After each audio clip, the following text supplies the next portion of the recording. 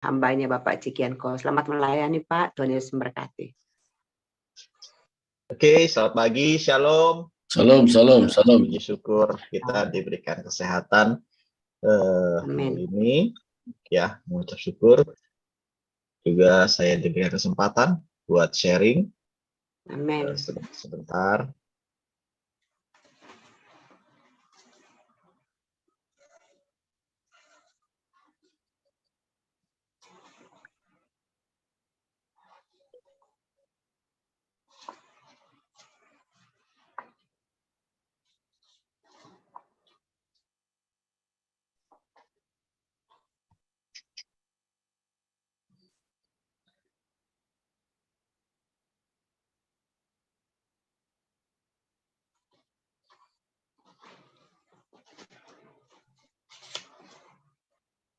Apakah sudah terlihat PPT-nya? Sudah. Sudah ya. Sudah, Pak. Ya, mari kita berdoa. Amin. Bapa di sorga, kami sungguh mengucap syukur jikalau pagi hari ini Kau tetap menyapa kami lewat kebenaran firman-Mu. Ini adalah bukti kesetiaan-Mu bagi kami yang terus mau mengajar, mendidik, membimbing kami hidup di dalam kebenaran. Kiranya Roh Kudus terus memimpin kami, menerjemahkannya dengan sederhana, sehingga Roh Kudus pun yang memampukan kami untuk boleh kami hidupi, kami praktekkan, menjadi pelaku-pelaku firman-Mu. Tolong kami Tuhan yang terbatas, khususnya hamba-Mu ini Tuhan, yang penuh dengan kelemahan. Tapi kami percaya oleh anugerah-Mu dalam ketidakmampuan, Engkaulah yang memampukan kami. Dalam nama Tuhan kami Yesus Kristus, kami berdoa dan kami naik syukur. Amin. Ya, pagi hari ini saya akan mengangkat tema tentang God is Provider. Ya, 2 minggu lalu saya bertanya kepada seseorang. Ya, pertanyaan ini juga beberapa kali saya selalu tanyakan tentang bagaimana konsep kehidupan dia di dalam menjalani spiritual, menjalani hal-hal skala prioritas di dalam kehidupannya gitu ya. Nah, sering ketika saya membahas tentang pelayanan ya dan menawarkan tentang kesempatan untuk boleh melayani Tuhan, jawabannya adalah, aduh nanti dulu kok, aku lagi prioritas dengan keluargaku. Aduh nanti dulu kok, aku lagi prioritas dengan anak-anakku. Aku lagi mau fokus dengan pekerjaanku. Aku lagi mau fokus dengan pelayanan yang lain dan sebagainya. Banyak alasannya. Gitu ya. Nah, terus saya mulai menanyakan, oke, menurut kamu hal prioritas kalau diurutkan, ya, dari mana nomor 1 sampai nomor sekian kalau diurutkan, ya, dari pekerjaan, Tuhan, pelayanan, terus keluarga, mana yang skala prioritas kalau kamu mau urutkan dari pertama? Nah, rata-rata jawabannya rohani semua. Pertama, dia jawab, oh nomor 1 tuh Tuhan kok. Oh, good. Terus nomor 2 berapa? Nomor 2 itu ya pelayanan kok di gereja. Oh, oke. Terus apa lagi? Keluarga kok. Oh, oke. Terus pekerjaan. Nah, ada juga yang jawab begini. Yang menurut saya agak sedikit baik. Tuhan nomor 1, kedua keluarga, ketiga pelayanan, keempat pekerjaan, kelima hobi, ya kan, dan teman-teman. Tapi yang 1 ini nggak boleh diganggu kok. Tapi yang 2 sampai 3 itu nanti bisa dilihat kondisi dan situasinya. Oh, oke. Terus saya coba mapping dia punya kehidupan keluarga, mapping dia punya pekerjaan, mapping dia punya pelayanan dan sebagainya. Nah, Saya bilang tadi ya, dulu saya juga punya konsep mindset seperti itu, gitu ya. Tetapi ketika saya mengerti bahasa asli dari kata pelayanan, ya, atau penyembahan, atau pekerjaan, itu ternyata dengan satu suku kata yang sama dalam bahasa aslinya, yaitu avoda. Ya. Avoda itu adalah penyembahan. Ya. Bisa diartikan dengan mengabdi atau pekerjaan, pelayanan. Jadi satu pelayanan dan pekerjaan tidak bisa dipisahkan. Jadi avoda. Nah, kalau saya diminta untuk mengurut ya antara Tuhan dan lain sebagainya seterusnya, maka saya akan mengatakan Tuhan itu bukan di nomor satu. Tuhan itu nggak bisa dinomorin. Tuhan tidak menjadi yang pertama, tetapi Tuhan menjadi yang terutama. He is a provider. Dia adalah penyedia. Ya. Amin. Adalah pemimpin. Jadi ketika saya menyatakan bahwa Tuhan itu adalah provider, penyedia, yang memimpin, yang berdaulat atas hidup saya, ya, God sovereignly, Tuhan yang berdaulat atas hidup saya, maka saya harus meletakkan Tuhan yang terutama di keluarga, Tuhan yang terutama di pelayanan, Tuhan yang pertama, yang terutama di pekerjaan. Dialah yang memimpin keluarga, dialah yang memimpin pelayanan, dialah yang memimpin pekerjaan, dialah yang memimpin hobi saya, dialah yang memimpin keuangan saya. Jadi saya nggak bisa bikin skala prioritas diurut Tuhan 1, 2, pelayanan, 4 keluarga, 3 pelayanan dan sebagainya. Ya. Kalau saya menganggap Tuhan is my provider, penyedia saya, Tuhan yang memimpin dan berdoa atas hidup saya, berarti Tuhan juga yang memimpin keluarga saya. Tuhan juga yang memimpin pelayanan saya. Tuhan juga yang memberikan hikmat atas segala apa yang saya lakukan. Ya. Termasuk keuangan saya. Waktu saya katakan ini, ya, beberapa rekan mulai mereka memahami. Ya. Jadi jangan sampai terkadang kita meninggalkan pelayanan karena urusan keluarga. Demikian juga jangan sampai kita meninggalkan keluarga karena urusan pelayanan. Ya. Tuhan mau kita beres di semua area. Kalau Tuhan kita ada Tuhan yang berdaulat, dia nggak cuma jago di pelayanan. Yang kelihatannya cuma Tuhanmu kayak muncul di hidupku cuma di pelayanan aja. Tuhanmu kayak cuma muncul di keluarga saja. Tuhanmu tuh kayak muncul cuma di pekerjaan aja jagonya. Di pelayananmu hancur. Ya, di keluargamu hancur. Tuhanmu jagonya kayak cuma di keluarga doang. Di pelayananmu hancur. Di pekerjaan dan di relasi hubungan semuanya hancur. Termasuk di keuangan.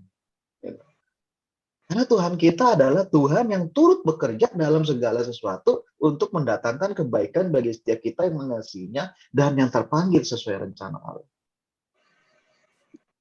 Jadi waktu saya mengatakan hal ini, ya, karena beberapa kali saya temukan keluarga dijadikan alasan, gitu. Ya. Nah, saya ambil contoh. 1 minggu lalu, ya, anak saya yang paling besar tiba-tiba demam tinggi. Sedangkan jam 7 malam, ya, saya udah ada janji untuk tatap muka dengan dua pasang pasutri yang mau menikah, karena saya lagi pemuritan bimbingan pernikah dengan mereka bersama dengan istri. Udah janji udah 2 minggu lalu. Ya nggak mungkin saya batalin janji ini. Karena sesi demi sesi ada 10 sesi pertemuan yang akan dilakukan. Nggak mungkin mundur lagi karena dia menikah pertengahan Juli. Ya, waktunya udah tepat. Saya atur. Karena kita mengatur segala sesuatunya dengan jadwal. Nah, maaf. Terus tiba-tiba anak saya yang gede sakit, istri saya nelfon. Karena saya lagi di bawah, istri saya di atas, dia telepon. Oh, si Jojo sakit, demam tinggi 40 derajat. Saya kaget. Memang kita liburkan dia waktu itu untuk tidak sekolah, istirahat, tapi demam. Ya. Nah, setelah itu saya berdiam sejenak. Tiba-tiba saya ingat jadwal saya. Nanti jam 7 kita ada tatap muka. Bagaimana ya? Nah, istri saya langsung bilang begini. Tapi ini anak sakit kok. Ya, ngerti. Gitu. Anak sakit. Ya udah, saya merenung. Saya ingat, God is my provider. Dia yang menyediakan. Dia yang mencukupkan. Dia yang memimpin semua pelayanan saya. Dia yang memimpin keluarga saya. Bisa nggak saya bilang begini? Oke, kita tunda pelayanan. Kita tinggalkan pelayanan. Bisa. Bisa. Itu pun bagus.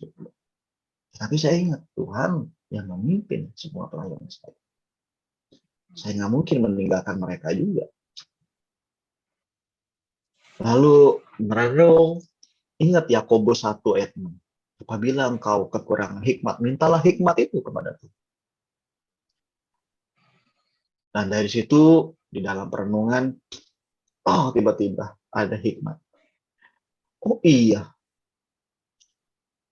kita punya kenalan dokter yang bisa telemedicine. Nah, saya tahu SOP untuk apa? Ngetes kondisi anak. Pertama, timbang berat badan anak. Kedua, periksa radangnya, suhu minyak semuanya. Saya tahu SOP. Cuma saya nggak punya tes stetoskop aja, gitu ya. Setelah itu, saya kasih tahu hasilnya. Video call lah jam 5 video call janjian. Gitu. Karena sakitnya nggak parah ya Bapak Ibu ya, cuma demam gitu loh. Dan itu tiba-tiba ya. Ya udah telepon, saya jelasin radangnya, saya jelasin ya kalau dulu sempat saya kirim-kirimin videonya semuanya gitu ya. Terus udah begitu langsung dicek, ditanya sini tanya sini, oh ya udah dikasih obat batuk apa enggak, terus langsung dibikin obat racikan. Di situ saya melihat kebesaran Tuhan. Obat sudah jadi, terus kami ambil pakai Gojek, gosen. Obat belum sampai, anak saya udah keringetan, udah sembuh, baik, gitu ya. Tentunya kita doa. Sudah baik, sembuh. Akhirnya jam 6 lewat. Saya bilang ke anak-anak binaan, sorry ya, kita hari ini nggak bisa tatap muka dulu. Karena anakku sakit, kita by Zoom dulu ya. Akhirnya kita pemuridan by Zoom. Ya. Jadi anak saya terlayani, semuanya pelayanan bisa saya jalankan. Akhirnya kita by Zoom, ya 3 jam lebih kita diskusi dan istri saya pun bisa ikut. Ya. Karena saya kalau pelayanan seperti ini nggak bisa sendirian. Saya butuh istri saya menjadi pendamping, karena dia yang nanti akan menyaksikan bagaimana kehidupan dalam rumah tangga. Nah, dari sini saya semakin mengerti bahwa Tuhan ingin menyediakan, mencukupi, memimpin, dan berdaulat atas semua area. Nah, banyak anak Tuhan, mereka hanya berpikir God is provider, penyedia, ya, Jehovah Jireh, Allah yang mencukupkan, Allah yang menyediakan. Semuanya hanya berpikir di dalam perkara uang. Setuju aja. Gitu. Tetapi apakah ketika kita mengatakan bahwa Tuhan akan memberkati aku, menyediakan aku, bahkan dalam Mazmur 25:14 bilang apa? Tuhan bergaul karib dengan orang yang takut akan Dia, dan janji-janjinya diberitahukannya kepada mereka. Ya. Jadi bisa dikatakan begini Bapak Ibu, Janji Tuhan itu bisa diprediksi. Ya. Kita bisa memprediksi jadi Tuhan. Cuma cara dia memberkati. Ya. Ya. Berkat Tuhan tuh bisa diprediksi. Cuma cara dia yang memberkati itu nggak bisa diprediksi. Caranya nggak bisa diprediksi. Ya. Cuman berkatnya udah bisa kita prediksi. Ya, ini salah satu ayat ya, Mazmur 25:14. Tuhan bergaul karib dengan orang yang takut akan Dia, dan janji-janjinya akan diberitahukan pada mereka. Bahkan Mazmur kan bilang apa? Bahwa di dalam sebuah kerukunan berkat-berkat akan diperintahkan. Amin. Rumah tangga kalau rukun, ya, apabila engkau rukun sebagai saudara seiman, rumah tangga, berkat bahkan akan diperintahkan.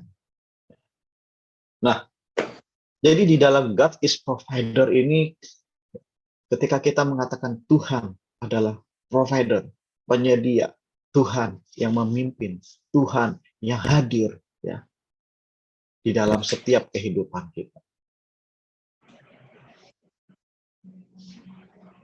Di sini banyak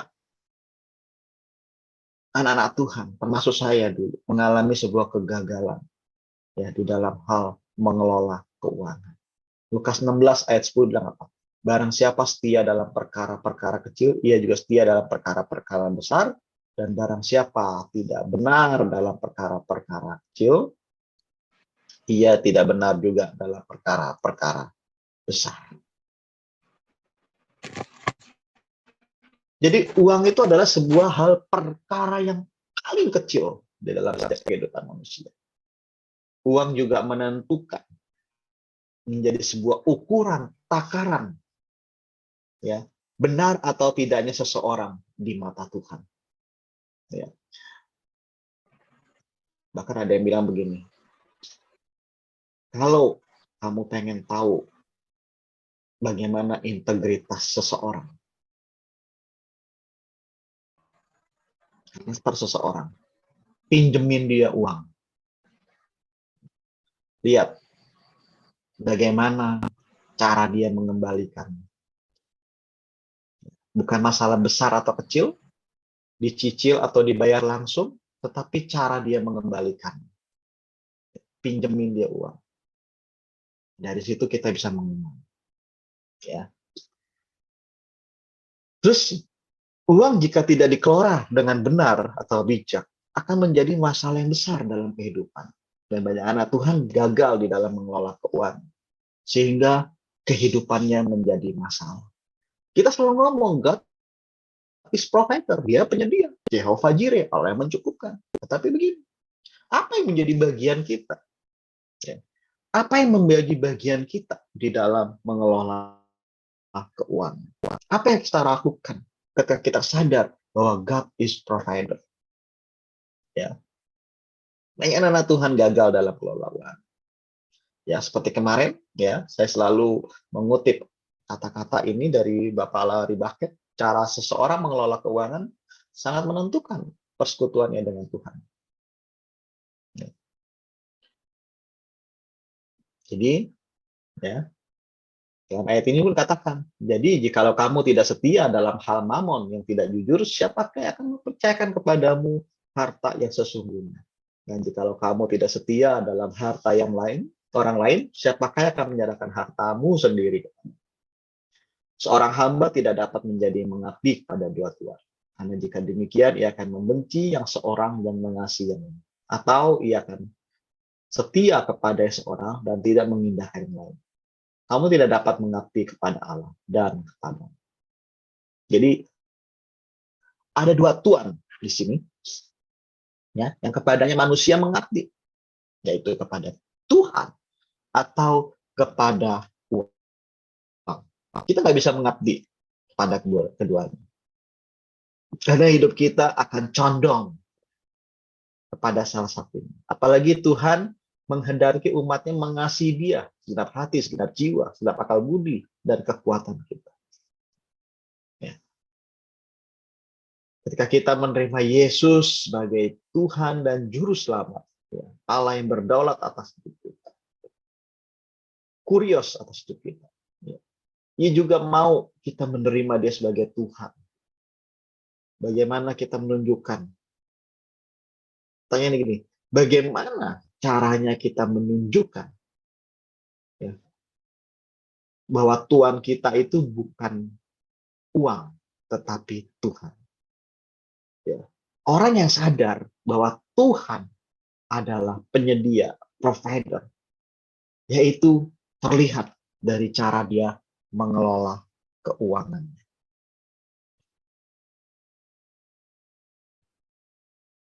Setia di dalam mengatur uang. Ya. Ada punya prioritas. Ya. Apa prioritasnya? Itu terlihat. Ya. Ketika dia menerima berkat, dia tidak melihat tangan yang memberi, tetapi dia melihat wajah si pemberi. Ya. Bayangkan Bapak Ibu kalau punya anak nih, ketika Bapak Ibu memberikan sesuatu kepada anak atau cucu, dia cuma melihat tangan kita aja, dia nggak melihat wajah kita. Bayangkan Bapak Ibu. Terima kasih Opa, tapi dia lihat tangan aja. Atau dia lihat sesuatu yang diberi, misalnya permen, yang dilihat permen dan di dalam tangan itu. Dia nggak melihat wajah kita. Bayangkan Bapak Ibu, kalau Bapak Ibu jadi seperti itu. Ya. Jadi banyak orang ingin berkat, tetapi menolak sumber berkat. Ya. Tidak mau bergaul intim dengan sumber berkat itu. Ya, bukankah ini suatu hal yang sangat ironis? Bahkan ada statement bilang begini, adalah suatu kebodohan mencari kekayaan tanpa melibatkan Sang Maha Kaya. Ya, saya pernah melihat statement ini waktu di Bali ya, di kayu satu baju saya lupa baju apa itu, tulisannya wah ini bagus banget ini Alkitabiah ini gitu ya. Tinggal saya kalau bisa saya mau tambahin aja tuh Matius 6:33 di bawahnya gitu ya. Jadi saya lihat ini kreatif gitu. Pasti anak Tuhan gitu yang buat gitu ya. Nah, itu punya prioritas dalam pengeluaran juga. Apa skala prioritas kita dalam hal pengeluaran? Coba dibuat budgeting ya. Waktu saya ikut pelatihan Crown Financial Ministry, wah saya kaget. Banyak banget budgeting saya yang keluar. Paling banyak apa Bapak Ibu? Saya berharap nggak terjadi terhadap Bapak Ibu ya. Waktu saya budgeting, yang paling banyak keluar apa? Makan di luar. Terlalu banyak GoFood, GoSend, dan sebagainya. Terus yang kedua apa? Transportasi saya gede banget. Ya. Transportasi saya gede banget. Uang e-tol aja tuh kelihatan gitu. Waktu saya bikin budgeting pengeluaran. Ya. Waktu saya nikah sama istri saya sampai mencatat. Ya. Uang 1.000 pun keluar, dia catat. Beli cabai, dia apa. Dia catat. Itu kelihatan. Ya. Kita jadi tahu mana skala prioritas. Jadi kita bisa coret mana yang nggak perlu lagi di bulan depan. Ya, buat pencatatan. Jadi setiap kita anak Tuhan juga harus ketika bilang Tuhan penyedia, ya kita harus setia juga dalam mengatur. Jangan kita minta Tuhan akan sediakan, tapi kita nggak pandai dalam mengatur, ya, mengalokasikan uang. Jangan hanya semuanya hanya karena keinginan kita yang dipenuhi. Saya semalam waktu tidur, saya cerita sama anak saya. Tahu nggak, kalau Tuhan jawab semua doa Papa, semua keinginan, mungkin nggak ada hari ini loh. Ya. Dulu Papa waktu belum nikah sama mama kamu, Papa mendoakan satu orang wanita. Wih, doanya tuh luar biasa. Gitu. Minta supaya nanti dia jadi pasangan aku. Dia menjadi istri aku. Ya. Kayak bisa bahagia. Nggak jalan tuh. Tuhan malah ini. Aku kecewa dulu sama Tuhan. Gitu. Kok begini kehidupan aku. Ya, waktu putus dan sebagainya. Kecewa sama Tuhan. Tahu nggak? Ternyata Tuhan nggak tahu. Tuhan tuh tahu segala kebutuhan Papa. Dan Tuhan kasih yang terbaik. Dan akhirnya Tuhan bisa kasih yang terbaik itu mama kamu. Yang bisa sepadan, sepaham sama mama kamu. Kalau Papa dulu maksa sama Tuhan, dan Tuhan kabulin, mungkin nggak ada hari ini. Terus mama saya bilang, istri saya bilang, mungkin juga nggak muncul Joshua kali ya, nggak muncul Kathy juga kali ya. Istri saya ngejawabnya gitu, ya oke lah. Gitu ya. Nah, jadi Gak semua keinginan kita harus dipenuhi. Ya. Coba Bapak Ibu merenungkan. Renungkan coba. 1 tahun lalu, 2 tahun lalu, doa Bapak Ibu yang nggak dikabulin oleh Tuhan. Coba renungkan.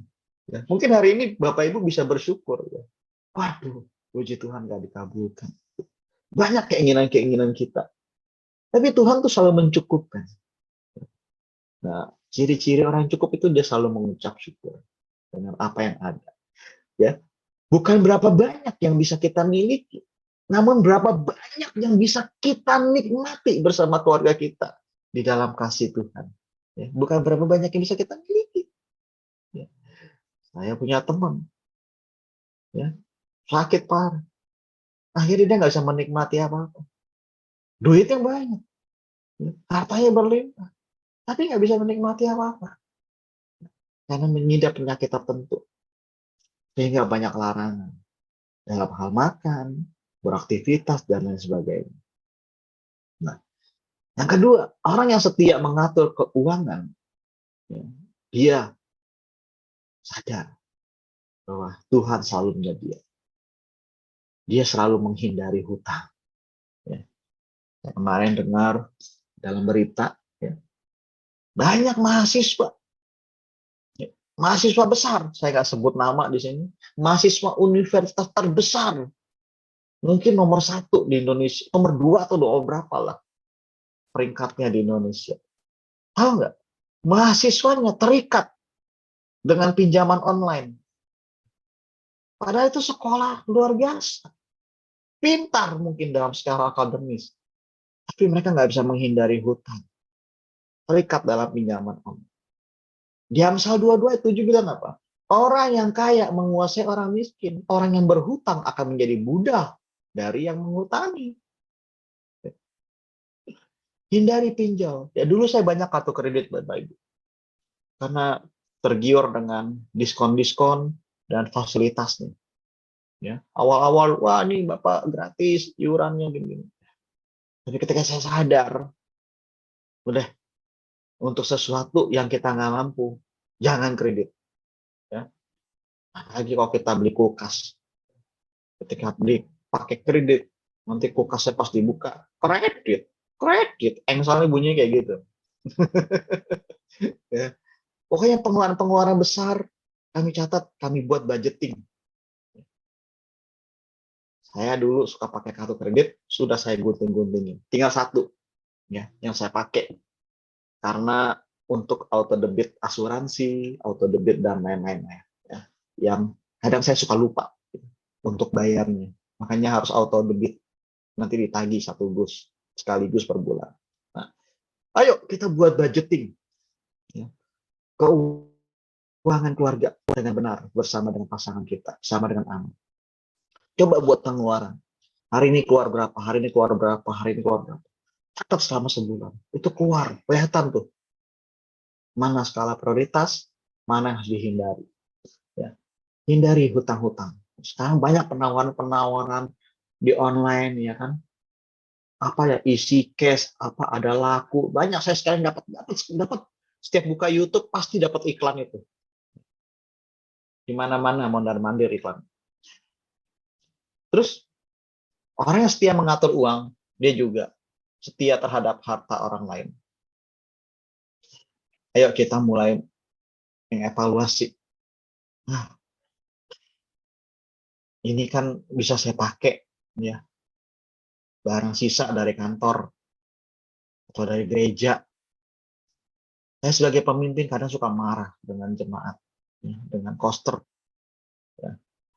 AC dinyalakan, acara masih 2 jam lagi udah dinyalakan. WC kamar mandi itu nggak dimatiin, saya suka marah. Di rumah juga, matikan kalau nggak dipakai.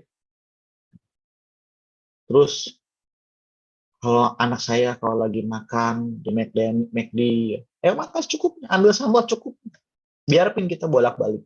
Jangan ambil banyak-banyak. Karena saya lihat orang ambil sambal tuh banyak banget ya. Yang dimakan cuma secuil. Agak geram gitu. Nah, anak saya kasih lihat. Kalau lagi makan, tuh lihat ya, itu jangan ditiru. Kita ambil cukupnya, walaupun harus bolak-balik. Ya. Karena walaupun itu gratis, tapi nggak kayak gitu. Harus dipertanggungjawabkan di hadapan Tuhan. Jangan ambil banyak-banyak. Ya. Di restoran cepat saji, ambil banyak-banyak. Ya. Ditaruh di meja nggak habis. Itu saya selalu ada. Yang kedua adalah setia menerima. Tadi saya katakan dalam Mazmur 25:14. Tuhan bergaul karib dengan orang yang takut akan Dia dan perjanjiannya diberitahukan kepada mereka. Lewat doa kita memiliki hubungan yang karib, hubungan yang intim, tempat kita curhat, tempat kita ngobrol. Ya. Karena gini, kehadiran doa adalah saksi daripada kemampuan Allah. Ketiadaan doa adalah saksi kemampuan manusia yang selalu membatasi Allah. Saya ulangi sekali lagi. Kehadiran doa adalah saksi kemampuan Allah. Ketiadaan doa adalah saksi kemampuan manusia yang membatasi Allah. Lewat keintiman kita dengan Tuhan, kita akan mengalami janji-janji Tuhan. Ya. Lewat doa pun kita akan mengalami sebuah relasi yang sangat luas. Lewat doa pun kita jadi mengerti apa yang Tuhan mau, bukan apa yang kita mau. Ya. Jadi sekali lagi, janji dan berkat Tuhan sebenarnya bisa kita prediksi bagi setiap orang percaya. Namun caranya dalam memberkati itu nggak bisa kita prediksi. Ada amin? Nah, bagi Tuhan tuh mudah untuk menyelesaikan masalah ekonomi kita. Tetapi begini, bagi Tuhan, Dia lebih tertarik untuk menyelesaikan hati kita condong kemana dulu. Dia mau bereskan hati kita dulu. Ya, apakah condongnya lebih ke uang, lebih ke keluarga, atau lebih ke pelayanan, dan lain sebagainya. Hati-hati. Pelayanan pun bisa menjadi berhala. Keluarga pun bisa menjadi berhala. Dia nggak mau. Ya. Karena dia yang diinginkan adalah kasihilah Tuhan Allahmu dengan segenap hati, segenap jiwa, segenap kekuatan dan akal budimu. Terus, lewat apa? Kerajinan. Ya. Di dalam 1 Timotius 5 ayat 8. Tetapi jika seorang tidak dapat memelihara sanak saudaranya, apalagi seisi rumahnya, orang itu murtad dan lebih buruk dari orang tidak beriman. Setiap kita harus menjadi sumber, apalagi para imam, ya, pria, suami, menjadi sumber ya bagi keluarganya. Jadi kita harus bekerja, menghasilkan, ya. Terus itulah yang harus kita upayakan, rajin, ya. Bahkan Amsal Salomo bilang, belajar pada semut kalau tentang kerajinan, ya. Belajar pada semut. Jadi bicara segala kebutuhan, kita nggak bisa bilang begini, oh, aku kalau di gereja rajin, ya, tapi di pekerjaan malas. Atau, oh, aku di gereja, di kerjaan rajin, di gereja pelayanan malas. Nggak bisa begitu lagi sekarang. Segala sesuatu, baik di gereja, di pekerjaan, di keluarga, itu adalah keputusan rohani. Kenapa saya katakan demikian? Karena itu harus dipertanggungjawabkan di hadapan Tuhan. Bahkan kalau 1:3 bilang, apapun yang kamu perbuat dari senang hatimu, seperti itu Tuhan dan bukan untuk manusia. Semua harus dipertanggungjawabkan. Jadi nggak bisa lagi. Saya suka protes dengan anak-anak muda. Ya udahlah kok, jangan ngomongin masalah rohani lah di kantor, di kerjaan. Itu urusan rohani. Tata hari Minggu. Ya. Di sini kita urusan pekerjaan. Ya. Tipu-tipu dikit bolehlah. Nah, semuanya keputusan rohani. Baik di pekerjaan, di perjalanan. Ya. Semuanya keputusan rohani. Karena harus dipertanggungjawabkan. Harus ada accountable dengan Tuhan. Ya. Jadi, di kantor, di bisnis, di toko, di dunia, nggak ada lagi masalah. Oh, ini masalah sekuler, ini masalah rohani, nggak ada lagi katanya.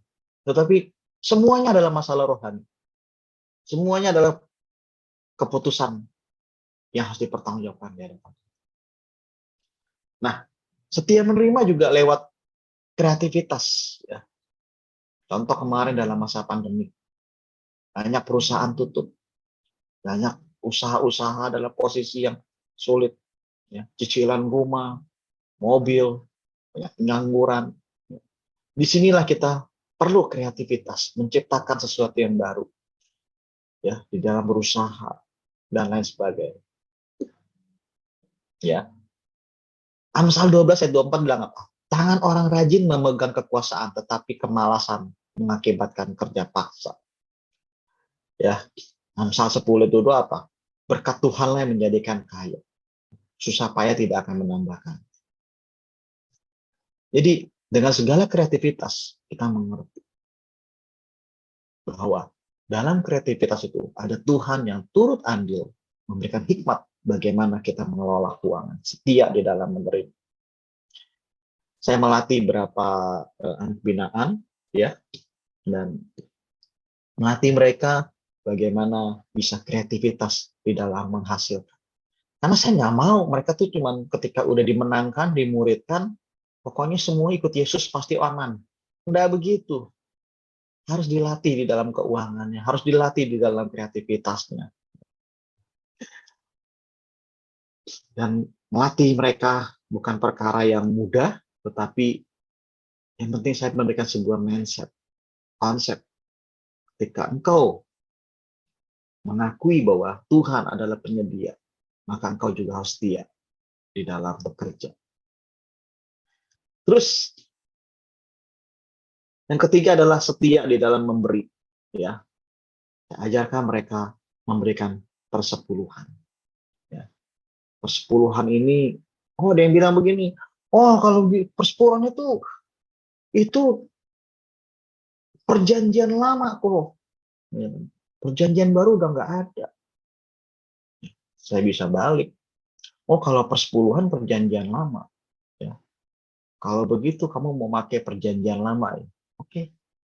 Mata ganti mata, gigi ganti gigi kalau gitu. Ya ada yang mau berkorban buat kamu, ya kan? Ya. Kalau kamu mau sekarang perjanjian baru, sebenarnya tuntutan perjanjian baru itu lebih lagi. Ya. Kamu bukan hanya memberikan uangmu, hidupmu yang kamu harus berikan. Ya. Karena begitu besar kasih Allah yang mengaruniakan putranya yang tunggal. Tuhan memberikan hidupnya. Ketika kita memberi, alasan kita adalah karena Tuhan kita, Tuhan yang memberi. Dia memberikan hidupnya. Bahkan Rasul Paulus bilang apa dalam kitab Roma? Demi kemurahan Allah, aku menasihatkan kamu supaya kamu mempersembahkan tubuhmu sebagai persembahan yang hidup, yang kudus, yang berkenan kepada Allah. Itulah ibadah yang sejati. Hidupmu, otakmu, pikiranmu yang harus kamu berikan, bukan cuma uang. Jadi uang itu perkara kecil. Ya.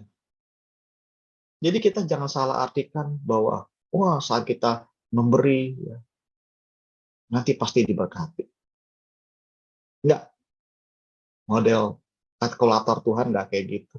Waktu kita memberi uang, kita akan diberkati uang. Kalkulator Tuhan nggak kayak gitu. Kalkulator Tuhan tuh lebih dahsyat. Ya. Waktu kita memberi, itu adalah kesadaran bahwa kita punya Tuhan yang memberi. Ya. Kita diberkati bukan untuk mengejar berkat, tapi berkat sudah mengejar kita, maka kita memberkati. Jadi, waktu saya memberi, karena saya sudah diberi. Dan pemberian yang terbesar dalam hidupnya adalah Kristus Yesus di dalam. Tuhan Yesus Kristus yang sudah diberikan buat saya. Maka saya bisa memberi. Dia berikan Tuhan. Jangan berharap Tuhan akan selalu membalas kita dengan uang juga. Ya. Sekalipun ada perintah mengatakan bahwa berkat akan dicurahkan. Namun begini, Bapak Ibu. Saya mengajarkan buat anak-anak binaan. Waktu Tuhan kau memberikan persembahan buat Tuhan, buat lewat gerejanya. Ya. Tuhan juga memberikan kamu kesehatan. ya. Tuhan bisa ganti dengan hidup kamu yang sehat, keluarga-keluarga, suami istri, baik semuanya, kerukunan. Terus pertumbuhan iman rohani anak-anakmu dalam pengenalan akan Dia. Bukankah itu berkat yang paling luar biasa dalam hidup kita? Ya, jangan selalu mengukur segala sesuatu dengan uang, uang, uang. Gitu.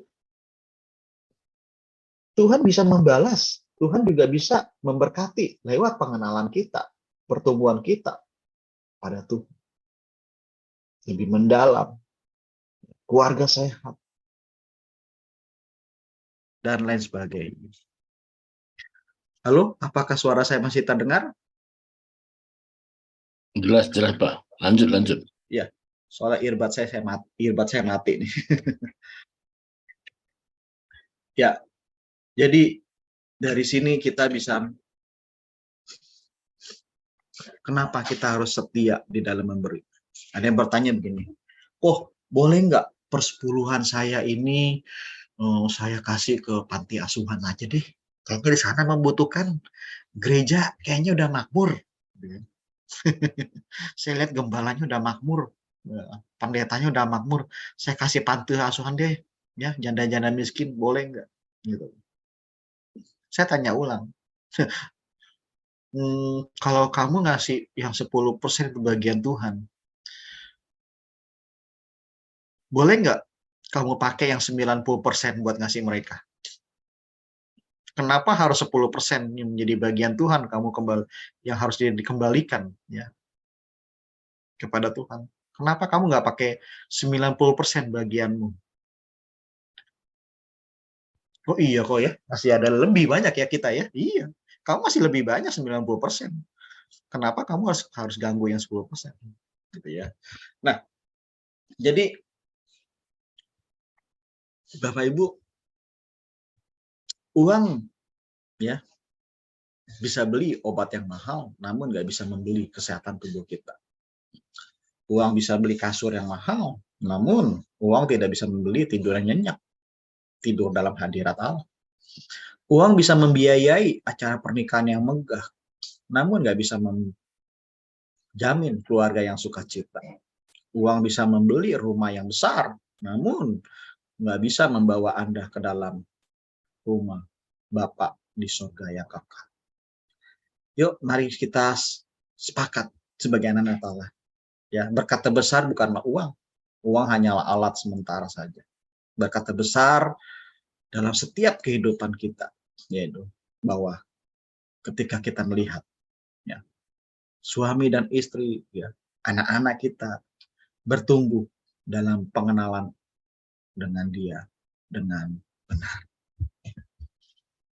Kita juga harus melatih dengan persembahan khusus. Ya.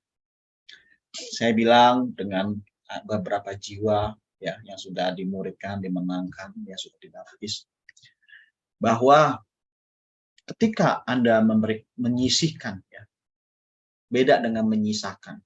Ketika Anda menyisihkan beberapa rupiah dari dompetmu buat seseorang, itu sebenarnya Anda nggak lagi ngeluarin uang.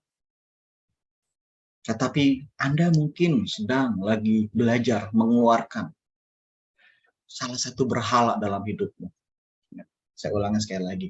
Saat Anda mengeluarkan uang dari dompetmu, memberikan kepada orang makan, perjalanan, dan sebagainya, beli makanan, ya buat orang lagi membutuhkan, Anda nggak lagi mengeluarkan uang, tetapi mengeluarkan uang dari dompet, tapi Anda lagi belajar mengeluarkan berhala dalam hatimu.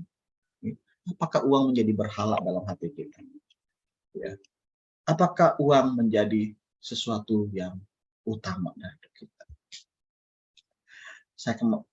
Beberapa tahun lalu saya cerita, dan ini menjadi sebuah, dari cerita ini tiba-tiba ada anak rohani saya nangkep, dan ini menjadi sebuah movement yang dibentuk, yaitu gerakan menabung 5.000 sampai 10.000 sehari.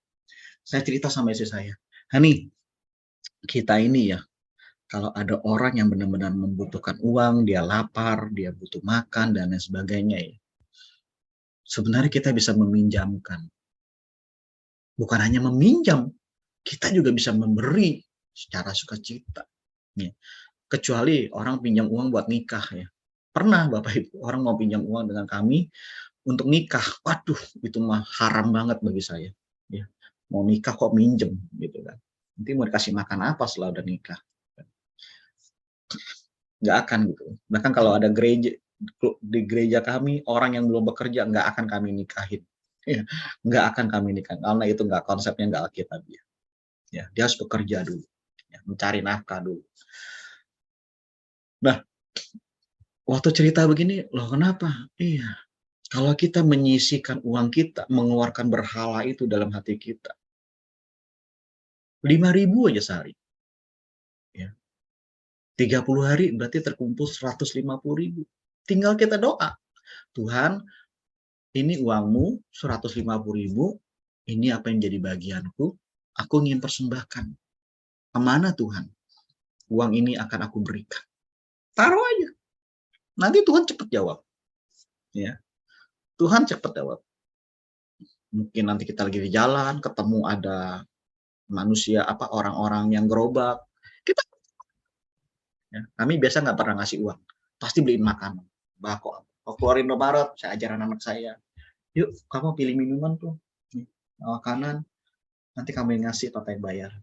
Ya anterin. Ya, ada orang-orang ya yang lagi bawa karung, pengemis, kita kasih. Kita nggak mau kasih uang. Kita kasih mereka makanan. Ya. Tiba-tiba ada beberapa anak yang saya lagi bina, ya. Mereka backgroundnya dari Muslim. Ya, setelah dimenangkan, saya latih mereka. Ada yang nangkep. Oh, kalau gitu saya akan menyisihkan uang saya 10.000. Oh, wih, lebih gede. 10.000 berarti 300.000 sebulan. Ya udah, kumpulin aja. Kumpulin, yuk kita doakan. Kemana nih berkat Tuhan? Mau Tuhan alirkan. Ya, saya bilang, kita ini cuma pipa kotor yang Tuhan lagi mau pakai untuk menjadi saluran berkat. Kemana nih? Akhirnya muncullah gerakan ini, Bapak Ibu. Ini gerakan, kami 1 bulan bisa menyisihkan 5.000 sampai 10.000 per hari. Ya. Nanti di store, ya. Ini wajah-wajahnya agak sensitif, saya tutup. Kecuali ada beberapa rekan saya itu. Kita kumpulin 10.000 sehari, 500.000. Kita bisa kasih banyak. Ya. Kita bisa kasih banyak orang sembako. Ya. Terutama mereka ini adalah orang-orang yang baru kita menangkan, yang mereka belum ada pekerjaan. Ya. 500.000 bisa dapat sembako ini. Kita antar kepada mereka. Ya. Dan mereka menikmati, mereka bersuka cita. Ya, ketika kita bisa memberi dengan persembahan khusus ini. Ya. Akhirnya kita bikin grup, dan di situ kita melihat, wow, saat Tuhan, God is provider, Tuhan menyediakan. Ya. Tuhan mungkin nggak seperti di perjanjian lama, ngasih burung dara, ya.